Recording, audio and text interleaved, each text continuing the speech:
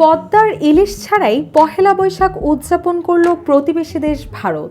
বাংলাদেশ থেকে ইলিশ রপ্তানির অনুমতি না পাওয়ায় এবার কলকাতার পহেলা বৈশাখের আয়োজনে নেই বহুল আকাঙ্ক্ষিত পদ্মার ইলিশ।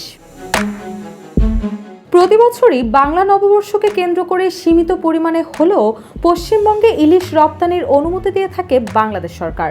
তবে চলতি বছরে রপ্তানির কোনো অনুমতি না আসায় কলকাতা সহ পশ্চিমবঙ্গের বাজারগুলোতে দেখা মেলেনি পদ্মার ইলিশের। এদিকে পশ্চিমবঙ্গের সংবাদ মাধ্যমগুলোতে ও সামাজিক যোগাযোগ মাধ্যমে বাংলাদেশের ইলিশ না পাওয়া নিয়ে আলোচনা সমালোচনা তুঙ্গে। অনেকেই দাবি করেছেন পদ্মার ইলিশ ছাড়া পহেলা বৈশাখের আনন্দ যেন অসম্পূর্ণ।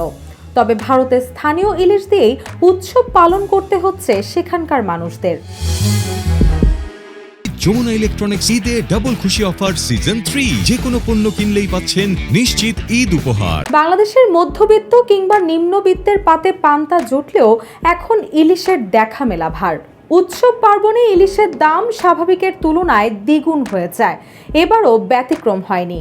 বাংলাদেশের ইলিশ রপ্তানি সাধারণত দুর্গাপূজার সময় বেশি হয়ে থাকে, তাই সংশ্লিষ্ট ব্যবসায়ীরা আশা করছেন অক্টোবর নভেম্বরের দিকে পরিস্থিতি স্বাভাবিক হলে পূজার সময় সীমিত পরিসরে হলেও রপ্তানির অনুমতি মিলতে পারে। এদিকে এবছর পহেলা বৈশাখে পান্তা ইলিশ না খাওয়ার আহ্বান জানিয়েছেন মৎস্য ও প্রাণী সম্পদ মন্ত্রণালয়ের উপদেষ্টা ফরিদা আক্তার। গত 7 এপ্রিল সচিবালয়ে মৎস্য ও প্রাণী সম্পদ মন্ত্রণালয়ের সম্মেলন কক্ষে আয়োজিত সংবাদ সম্মেলনে তিনি এই আহ্বান জানান। তিনি চৈত্র সংক্রান্তি পালনের সঙ্গে পহেলা বৈশাখে বাতাসা, দই, চিড়া, মিষ্টি, ছাতুর শরবত, ভাত, শাকসবজি ইত্যাদি খাওয়ার আহ্বান জানান। তিনি বলেন, মানুষ পহেলা বৈশাখে ইলিশ খায় কেমন করে? এ সময় তো ইলিশ পাওয়ারই কথা না। পহেলা বৈশাখে পান্তা ইলিশ আমাদের সংস্কৃতির অংশ নয়, এটি আমি পরিষ্কার করতে চাই।